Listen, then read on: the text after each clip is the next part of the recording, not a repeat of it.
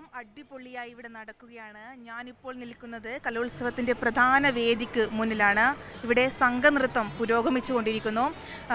കാസർഗോഡ് ജില്ലയിലെ Pilicode CKNSS GHSS സ്കൂളിലെ വിദ്യാർത്ഥികളാണ് ഇവിടെ ഇപ്പോൾ സംഘനൃത്തം അവതരിപ്പിച്ചിട്ടുള്ളത്. അവരുടെ ഏറ്റവും വലിയ പ്രത്യേകത എന്ന് പറയുന്നത് വയനാട് ദുരന്തത്തെ ആസ്പദമാക്കിയായിരുന്നു അവരുടെ സംഘനൃത്തം. വളരെ മനോഹരമായി അതിഗംഭീരമായി തന്നെ അവർ പെർഫോം ചെയ്തു. നമുക്ക് ആദ്യം ഒന്ന് അവരുടെ സംഘനൃത്തം കണ്ടുവരാം.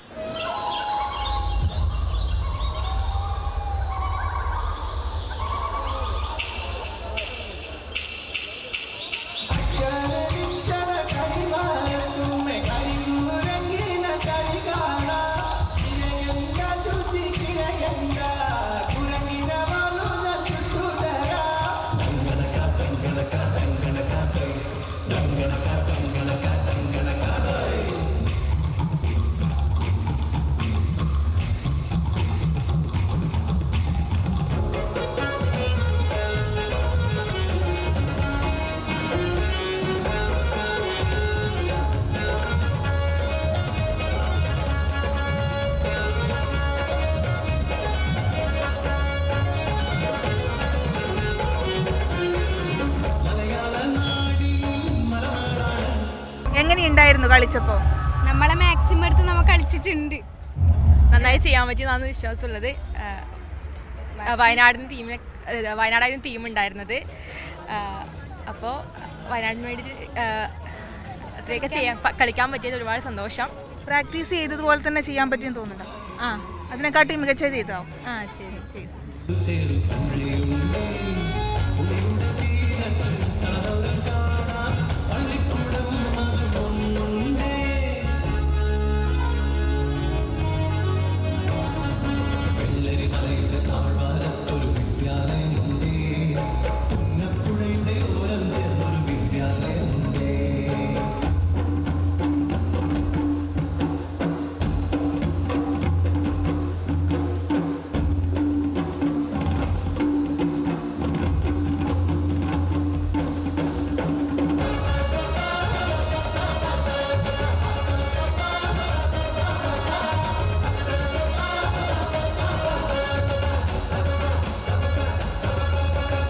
സാറിന് എന്ത് തോന്നുന്നു? കുട്ടികൾ ഇപ്പം നന്നായിട്ട് പെർഫോം ചെയ്തിട്ടുണ്ട്. അപ്പോൾ എങ്ങനെയാണ് സാറിന് തോന്നുന്നത്?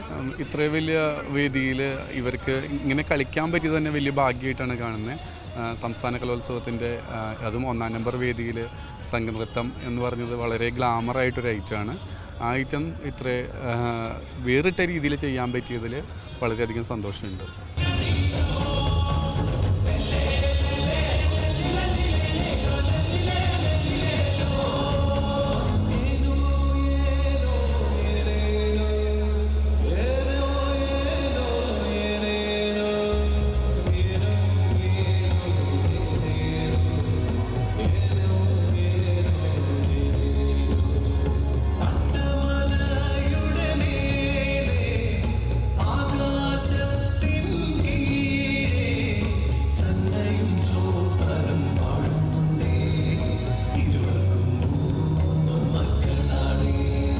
നമസ്കാരം. വയനാടിൻ്റെ പത്രത്തിലുള്ള വാർത്തകൾ സത്യം പറഞ്ഞാൽ എനിക്ക് ഉറക്കം കെടുത്തിയ സംഭവമായിരുന്നു. കാരണം ഞാനൊരു ഫോക്ലോറിസ്റ്റാണ്, ഫോക്ലോർ റിസർച്ച് ചെയ്യുന്ന വ്യക്തിയാണ്. അതുമായി ബന്ധപ്പെട്ട് വയനാട് ഒത്തിരി തവണ പോയിട്ട് അവിടുത്തെ ഒത്തിരി ആളുകളുമായിട്ട് ബന്ധപ്പെട്ടിട്ടുണ്ട്. അപ്പോൾ അത് നമ്മളെ ഭയങ്കരമായിട്ട് ഫീൽ ചെയ്തു. അപ്പോൾ ഞാൻ അരുണായിട്ട് പറഞ്ഞു, ഈ വർഷം നമുക്ക് വയനാടിന് വേണ്ടിയിട്ട് നമുക്ക് ഐക്യദാർഢ്യം പ്രകടിപ്പിച്ചുകൊണ്ട് തന്നെ ഒരു ഐറ്റം ഇറക്കണം. അപ്പോൾ അത് വയനാട് അങ്ങനെയാണ് നമ്മൾ വയനാടിനെ എടുത്തത്. ഇതിൻ്റെ ഒരു സ്ക്രിപ്റ്റ് ഒരു സിനിമ പോലെയാണ് നമ്മൾ കണക്ട് ചെയ്ത് കൊണ്ടുപോയിട്ടുള്ളത്. സന്തോഷമായിട്ടുള്ള 3 കാര്യങ്ങൾ, അവർക്ക് ഈ ഒരു ദുരന്തത്തിൽ അനുഭവപ്പെട്ട ബുദ്ധിമുട്ടുകൾ, അങ്ങനെയാണ് ഈ ഒരു തീം സ്ക്രിപ്റ്റ് ചെയ്തിട്ടുള്ളത്. ഇത് അവസാനിക്കുന്നത് തന്നെ എന്തൊക്കെ വലിയ ദുരന്തങ്ങൾ ഉണ്ടായാലും കേരളം എന്നും ഒന്നിച്ചു നിൽക്കും. അവരുടെ ഒരു നന്മയിൽ ഈ മുണ്ടക്കൈ വീണ്ടും നമുക്ക് പടുത്തുയർത്താൻ പറ്റും. അതിന് ശക്തമായിട്ടുള്ള പിന്തുണ നമുക്ക് കേരളത്തിലുണ്ട് എന്നുള്ള ഒരു സന്ദേശത്തിലാണ് ഇത് അവസാനിക്കുന്നത്.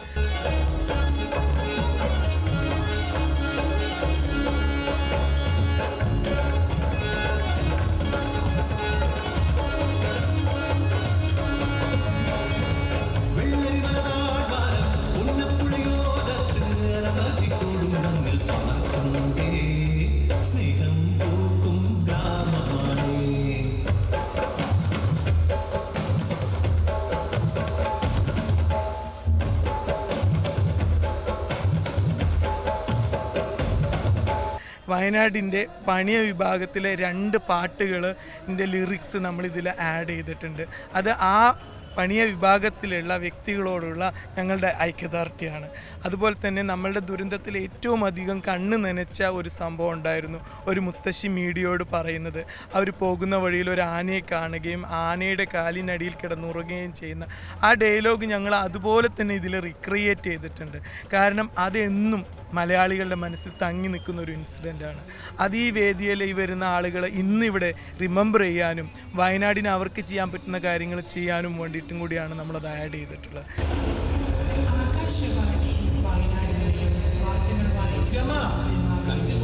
ജൂലൈ 28 മുതൽ വയനാട് ജില്ലയിൽ തീവ്ര മഴയ്ക്ക് സാധ്യത.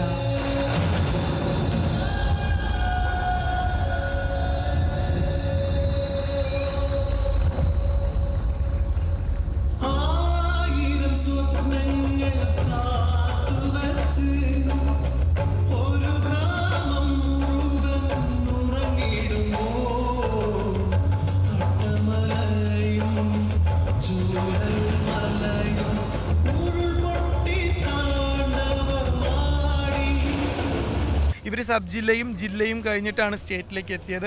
സബ് ജില്ലയിനേക്കാൾ മികച്ച രീതിയിലാണ് ജില്ലയിൽ ചെയ്തത്. അവിടെ 1ാം സ്ഥാനം കിട്ടി. അതിനേക്കാൾ ഒരുപാട് ഉയരത്തിലേക്ക് ഇന്ന് ഇവർക്ക് ഇവിടെ പെർഫോം ചെയ്യാൻ സാധിച്ചു. അതിലൊരുപാട് സന്തോഷമുണ്ട്. ഞങ്ങൾ ഇത്രയും ദൂരെ നിന്ന് ഇത് കാണാൻ വേണ്ടിയിട്ട് വരുന്നത്. ഇത് കാണുമ്പോൾ നമുക്കൊരു സന്തോഷമാണ്. വളരെ ഹാപ്പി. അതുപോലെ ഇതിന് വേണ്ടിയിട്ട് പ്രവർത്തിച്ചതാണ് നമ്മുടെ കൃപേന്ദു എന്ന് പറഞ്ഞ ടീച്ചർ. ഇവരാണ് കൂടുതലും കാസർഗോഡ് നിന്ന്. മാഷ് തൃശ്ശൂരാണ്. കുട്ടികളുടെ കൂടെ എപ്പോഴും ജീവശ്വാസമായിട്ടുണ്ടായിരുന്നത് കൃപേന്ദു ടീച്ചറാണ്. അപ്പോൾ എല്ലാവരുടെയും കൂടി ഒരു യൂണിറ്റിയാണ് സംഘനൃത്തത്തിൽ കുട്ടികൾക്ക് കൊടുക്കുന്ന ഒരു പാഠം കൂടെ.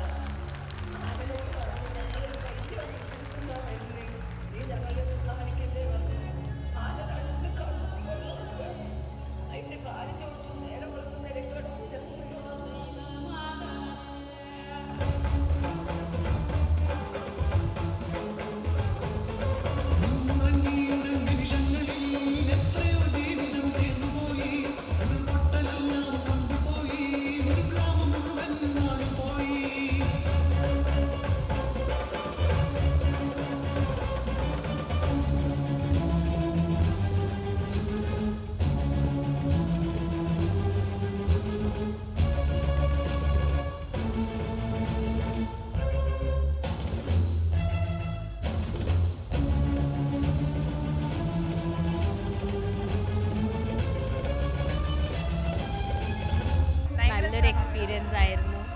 ചെയ്യാൻ പറ്റിയതിൽ സന്തോഷം. നമ്മളെല്ലാവരും ഫസ്റ്റ് ടൈമാണ് സ്റ്റേറ്റിൽ വരുന്നത്. സോ നമ്മളെ സ്റ്റേറ്റിലേക്ക് എത്തിച്ച അരുൺ മാഷിക്കും അതുപോലെ തന്നെ കൃപേന്ദു ചേച്ചിക്കും താങ്ക് യു സോ മച്ച്. എന്ത് തോന്നുന്നു? സന്തോഷം തോന്നുന്നു. ഞാൻ വിചാരിച്ച പോലെ ചെയ്യാൻ പറ്റി. ഫസ്റ്റ് ആണോ? ആദ്യമായിട്ടാണോ ആദ്യമായിട്ടാണ് സ്റ്റേറ്റിലേക്ക് വരുന്നത്. എന്ത് തോന്നുന്നു? നല്ല ആദ്യമായിട്ടാണ് സ്റ്റേറ്റിൽ വരുന്നത്. അതിൻ്റെ ടെൻഷനെല്ലാം ഉണ്ടായിരുന്നു. പക്ഷെ നമ്മൾ നമുക്ക് പറ്റുന്ന പോലെ കോൺഫിഡൻ്റ് ആയിട്ട് ചെയ്യാൻ പറ്റി.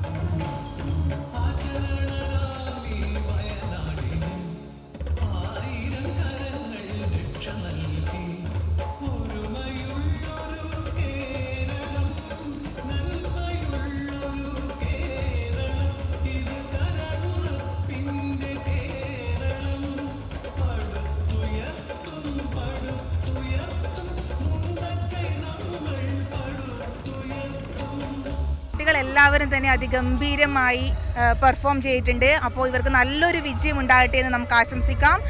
ക്യാമറാമാൻ പ്രകാശിനൊപ്പം അഷ്ടമി വിജയൻ, കൈരളി ന്യൂസ്.